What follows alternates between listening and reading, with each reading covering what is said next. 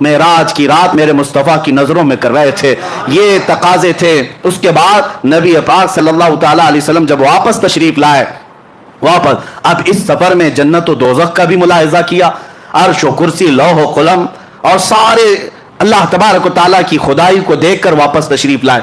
حضور فرماتے ہیں میں جب آیا تو اس کے بعد نبی پاک صلی اللہ علیہ وسلم فرماتے ہیں میں مسجد حرم کے اسی احاطے میں تھا جہاں سے مجھے لے جایا گیا تھا, اور جب میں آنکھ کھول کر دیکھتا ہوں تو میرے دروازے کی زنجیر ابھی ہل رہی تھی جس کو کھول کر گئے تھے.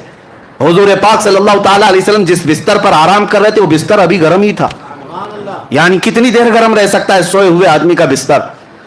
تا عرش گئے پھر آئے محمد, زنجیر بھی ہلتی رہی, بستر بھی رہا گرم. اس کے بعد نبی پاک صلی اللہ تعالیٰ علیہ وسلم صبح جب تشریف لاتے ہیں صحابہ کے درمیان, اب امتحان کا وقت شروع ہے.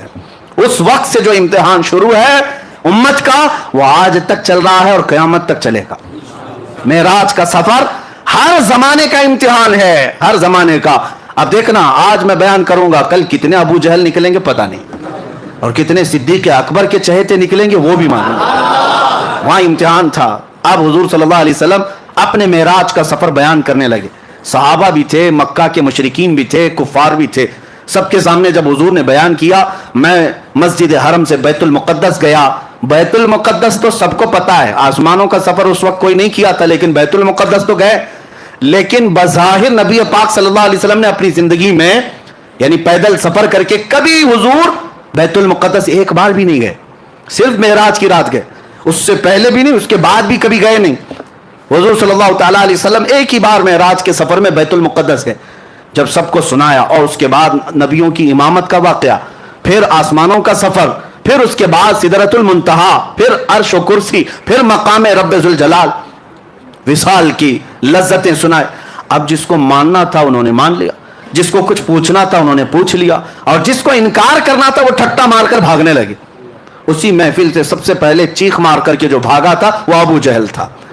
اس نے کہا کہ یہ سب من گھڑت قصے ہیں. اس نے برے برے الفاظ کہے کہ بہک گئے, دماغ میں فلاں آ گیا فلاں آ گیا, اور نکل کر کے اس نے سوچا کہ اب یہ واقعہ بہت اچھا ہے ڈیمیج کرنے کے لیے. ہاں لوگوں کو بتاؤں گے دیکھو ایسے ایسے قصے بیان کر رہے ہیں, ہو ہی نہیں سکتا ایسے. کون مانتا ہے ایسے واقعات کو اس زمانے میں جب سائنس ہی نہیں ہے, نہ کوئی راکٹ ہے, نہ کوئی پلین ہے کہ اڑ کر کے چلا جاتا, کچھ نہیں ہے. ابو جہل جب باہر نکلا تو سب سے پہلے ملاقات ابو بکر صدیق سے ہی ہوئی. حضرت ابو بکر صدیق محفل میں نہیں تھے جب حضور معراج کا واقعہ بیان کر رہے تھے, نہیں تھے, باہر تھے, آ رہے تھے کہیں سے. ابو جہل پکڑ لیا اور کہا ابو بکر ایک بہت اچھی خبر ہے.